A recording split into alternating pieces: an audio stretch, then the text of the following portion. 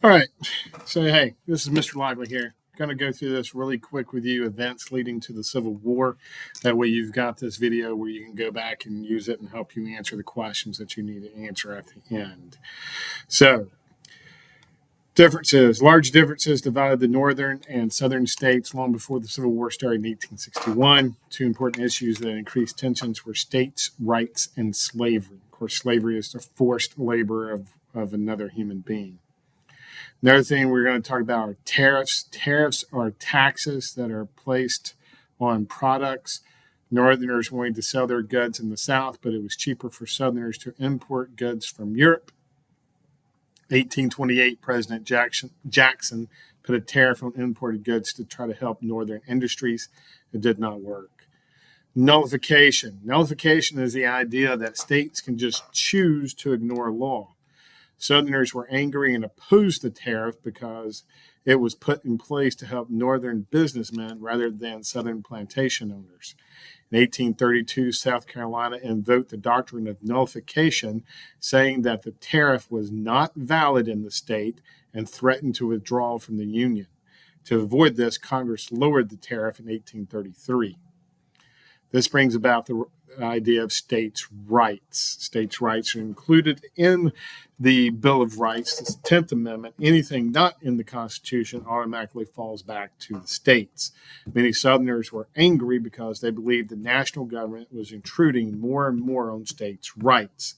That means the authority that states have to govern themselves and what goes on inside their own borders. Many Southern states felt that states should have final authority, not the national government. Many people in the South believed that states should choose which federal laws to obey. They felt that if a state didn't like a law passed by the federal government, then they didn't have to follow it, even though in the Constitution it says it's a supremacy clause. All right. Many also believed that any state could withdraw or secede from the Union if it chose to do so. So if a state did no longer want to be part of the Union of States or the United States, they had the right to leave if they wanted to. So they thought. Nothing in the Constitution allows people to leave. This is a photograph, an actual photograph from Atlanta, Georgia in 1860. As you can see, this was a quite common thing just to see right there on the streets of Atlanta. Slavery. When the U.S. Constitution was written, it did not include anything on slave labor.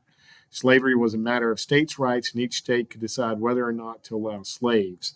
In the 1800s, slavery became a heated issue between the North and the South. These are slave laborers in South Carolina in 1862.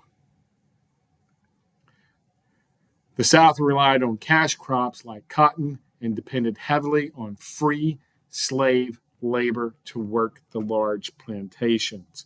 Plantation owners needed slaves to plant cotton, harvest cotton, and to operate the cotton gins. The economy of the South depended on slave labor.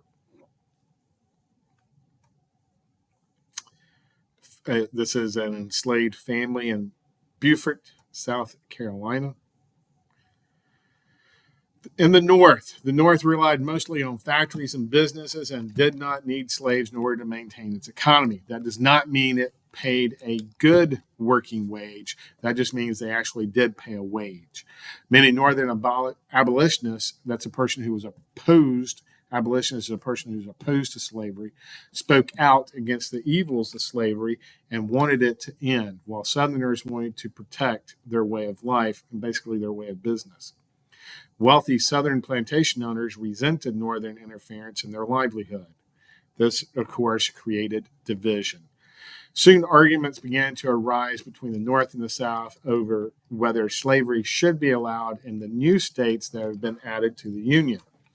Kentucky Senator Henry Clay convinced Congress that there must be a compromise in order to make both sides happy. So in 1820, we get our first compromise. Congress approved the Missouri Compromise in an effort to appease or please both sides. The slave state of Missouri applied for statehood, but admitting Missouri would upset the balance between free and slave states. At that time, it was equal. So if you just put Missouri in as a state, and if you make it free state, then that means there are going to be more free states than slave states, and it's going to give them an advantage in Congress because they're going to have more representatives in Congress. Lawmakers created a compromise plan that admitted Missouri as a slave state and then Maine as a free state. So instead of just putting one state in, they put two states, Missouri and Maine. They also decided to limit areas that could apply for statehood as a slave state. So they decided to put limits, okay? A new state north of a certain point would be free. All states south of that point would allow slavery. And basically that point that they decided on was the southern border of Missouri. So anything south of Missouri could be a slave state. Anything north of that southern border would be a free state. All right, so right here you see it, 36 degrees or 30 minutes right there. That was it. So anything below this line right here, that could be admitted as a slave state. Okay, so theoretically that line would come out all the way to over here. So anything below here, all right. Now, as you can see, this still belonged to Mexico, and this was jointly occupied by both the U.S. and Britain. Okay, all this had not been organized into territories yet. So all this down the south here, all right, Texas, Arizona, New Mexico, southern parts of California, all those could have theoretically been admitted into the Union as slave states. Only Texas was. Compromise of 1850. The slavery, so we started in 1820 with a compromise. Now here we are 30 years later, got to have another compromise. The slavery issue continued to cause division when the U.S. gained more territory after the war with Mexico in 1848. The Compromise of 1850 admitted California as a free state and made no decision on the new territories of New Mexico and Utah. The slave trade was abolished in Washington, D.C., although slavery was still permitted there. So basically what that does in Washington, D.C. means is that you can no longer buy and sell slaves in Washington, D.C., but you can still own slaves. So it's a compromise, okay? So all these green states, free territories, okay? All these orange are slave states. Indian Territory was considered to be its own separate country. Believe it or not, Native Americans had slavery. Popular sovereign territories. It was thought that Utah and New Mexico should get to vote whether or not if they wanted to be a slave state or a free state. Fugitive Slave Act. To pacify slave states, the Compromise of 1850 also included the Fugitive Slave Act. This act required runaway slaves to be returned to the South even if they had made it to a free territory in the North. It also punished anyone who helped runaway slaves. Here's a photograph of some runaway slaves. The Georgia Platform. So, 1850. The compromise did not pass that easily. Many Georgians still opposed the compromise and threatened secession. So here's where we have the first talk of, hey, we'll just leave. You know, if you're not going to treat us what we consider to be fair, we're just going to leave. But in December of 1850, Georgia's lawmakers had a meeting. They met and they discussed the issue, and they came up with what was known as the Georgia Platform. The Georgia Platform stated that Georgia was willing to accept the compromise of 1850 as long as the North complied with the Fugitive Slave Act. So as long as the North agreed to go along with the Fugitive Slave Act, then they would go along with the Compromise of 1850, which would allow California to be admitted as a state and as a free state. Georgia would remain in the Union as long as the North promised to help return runaway slaves to the South and would stop trying to ban slavery in new territories and states. The issue. Another controversial event that sparked anger was the Dred Scott versus Sanford case in 1857. So this is 7 years after the Compromise of 1850. Dred Scott, Missouri slave, sued for his freedom because he had lived for a period of time with his master, his owner, in Illinois and Wisconsin. Both of those are free states. When he returned to Missouri, Scott sued the state based on his belief that his time in the free states made him a free man. This is a drawing of Dred Scott. Many slaves who lived in the free territory had gone to court and gained their freedom, and Dred Scott believed he should be able to do the same. When Scott sued for his freedom, the U.S. Supreme Court had to decide if slaves could gain freedom just by living in a free territory. This case gave the Supreme Court the opportunity to make a national statement either for or against slavery. The Supreme Court ruled against Dred Scott, so they ruled in favor of slavery, declaring that slaves and freed blacks were not citizens of the U.S. and did not have the right to sue in the first place. So this brings us, remember, this is before the 14th Amendment. We probably haven't even talked about this yet. And so since they weren't considered to be citizens of the United States, it was considered the fact that they were not protected by the Constitution and had no right to sue. It went on to state that banning slavery in U.S. territories was unconstitutional. The court declared that the national government had no right to stop the expansion of slavery into Western territories. The reason why they ruled this is they ruled that it was unconstitutional to ban slavery because slavery is not mentioned in the Constitution. I mean, that's the whole basis. Supreme Court sided with the Southern view on slavery, so Southern slaveholders were pleased with this decision. The Dred Scott case's outcome made Northern abolitionists, again, people who are opposed to slavery, furious or mad, angry, because it meant that slave owners could keep their slaves in any state. This court's decision further divided the nation. Then comes along a new party. So 1850, we have the Missouri Compromise. 1854, those opposing the spread of slavery united and formed the Republican Party. 1857, you have the Dred Scott case. Initially, the party only sought to restrict slavery in new states and territories, not outlaw it where it already existed. In 1860, the Republicans nominated Abraham Lincoln of Illinois as their candidate for president of the United States. Good old Abe Lincoln. Okay? 16th president of the United States. They nominate him, he gets elected. There he is. The Democratic Party was split between three candidates. Northern Democrats supported Senator Stephen Douglas, who had proposed the idea of popular sovereignty in the territories. Southern Democrats opposed Douglas and nominated Kentucky's John Breckinridge, who had been vice president with the last president.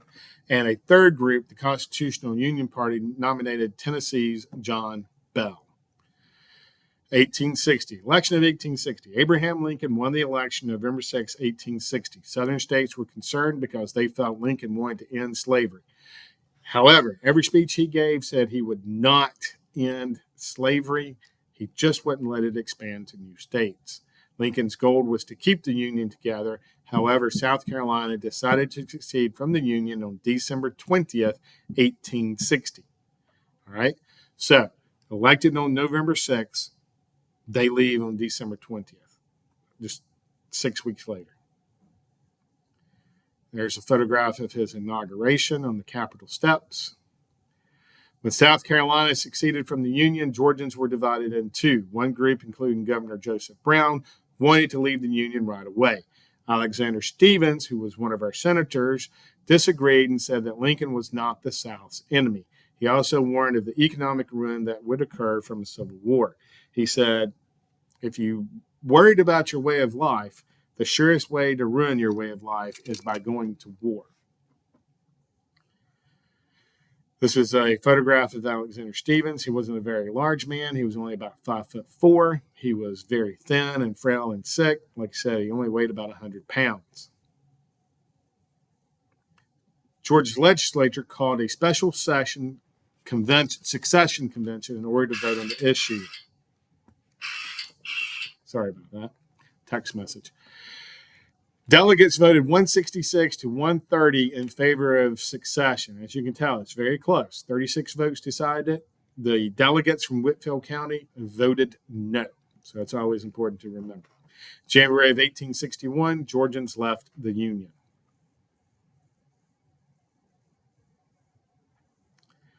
Okay. There we go. So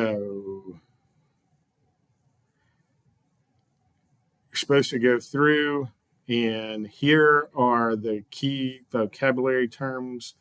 All right, I'm going to leave these up here on the screen so you can see them. You can pause this video, and then you can make a copy of these, because that is what Miss Stone was wanting, is she was wanting you to have the term here and then write the definition beside it.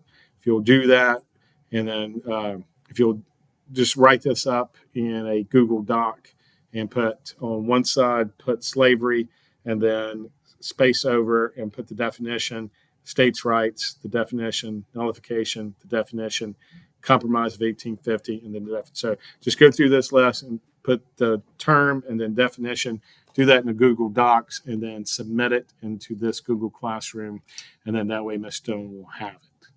Okay? Sound great? All right, let's see here. What was the other thing she wanted you to do? Oops. Oh, where'd it go? I lost Google Classroom.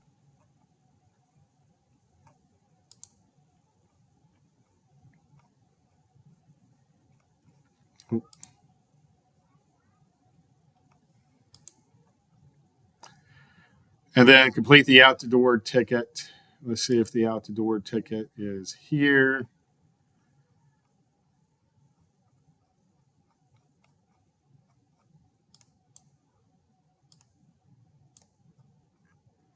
Right here is the out-the-door ticket.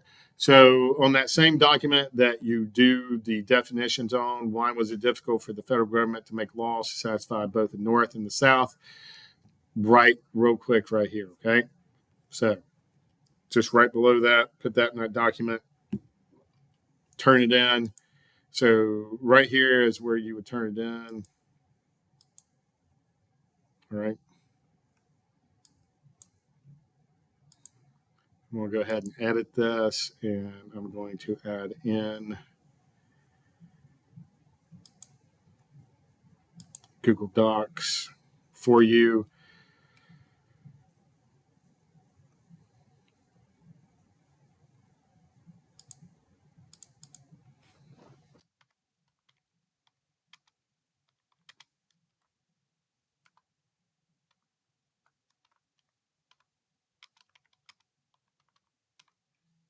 So got it labeled for you. You just go in there, add everything in, and it'll be good. Okay, sound good? All right, gonna stop now.